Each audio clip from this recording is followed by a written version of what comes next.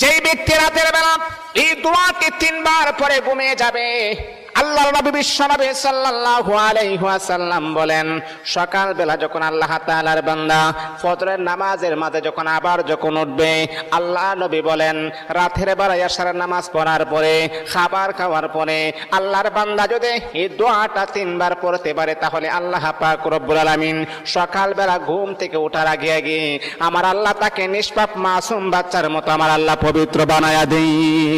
দোয়াটা সবাই আমরা জানি, আমরা সবাই কিন্তু দোয়াটা জানি, কিন্তু আমরা আমল করি না। দোয়াটা হলো আস্তাগফিরুল্লাহাল্লাযী লা ইলাহা ইল্লা হুয়াল হাইয়ুল কাইয়্যুম ওয়া আতুবু ইলাইহি লা হাওলা ওয়ালা কুওয়াতা ইল্লা বিল্লাহিল আলিয়্যিল আযীম।